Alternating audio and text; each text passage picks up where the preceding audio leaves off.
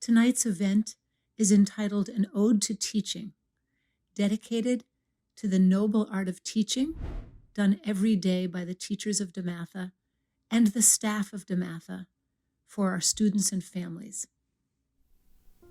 Thank you for being here.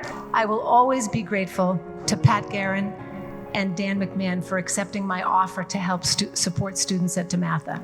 My hope for tonight is that this is going to be a bit unconventional, so I would like to ask you not to applaud. Poets, musicians, and artists all recognize that silence or negative space is an integral part of the piece. We don't get much silence in our lives these days, so please relish the silence. Let it evoke a memory. Say a short prayer. Maybe use it as a time to self-reflect or contemplate a relationship with a student, a colleague, or dare I say, a parent. A couple of years ago, I was given the Collins Wooten Award to share with Jim Turk.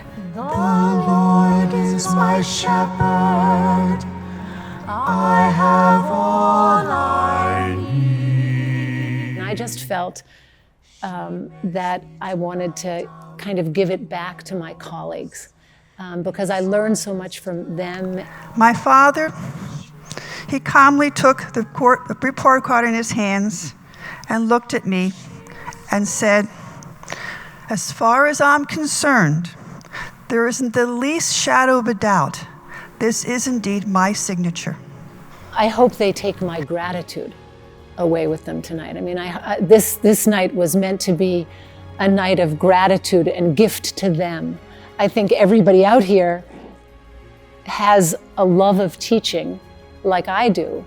And I wanted, again, to value that because our society values it so little, right? And teachers need to feel so valued.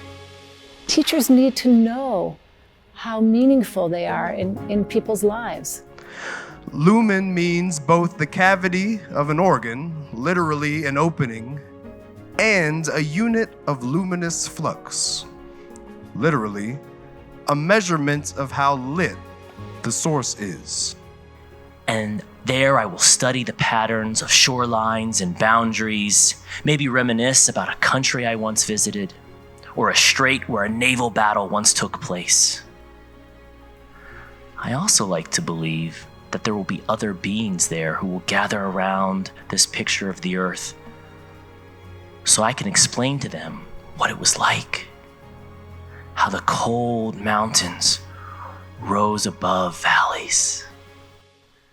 As James Baldwin points out, the paradox of education is precisely this, that as one begins to become conscious, one begins to examine the society in which he is being educated. And the purpose of education, finally, is to create in a person the ability to look at the world for himself, Plato's see reality, to make his own decisions.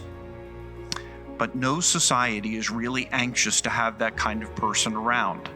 See Jesus or Socrates. What societies really, ideally want is a citizenry which will simply obey the rules.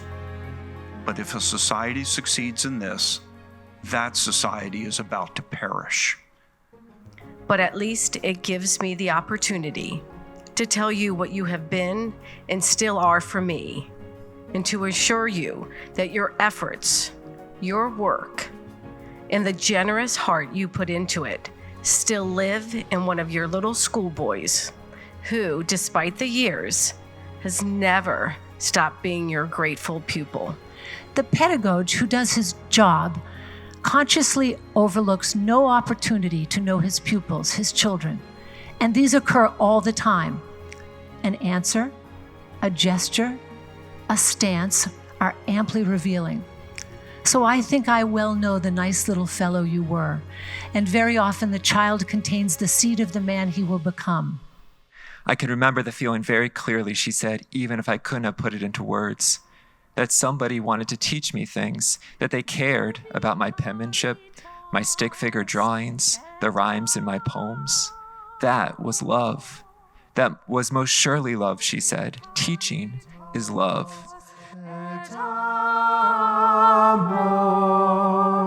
Ubi caritas Deus ibi est. Ubi caritas Deus ibi est. Ubi caritas et amor.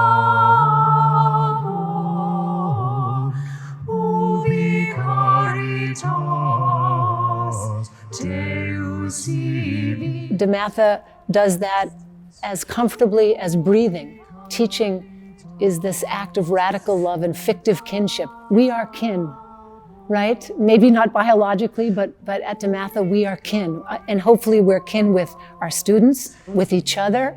And that's why I say across departments, we need to feel that kinship, not just within our small circles, but across the whole school. And we do. Ubi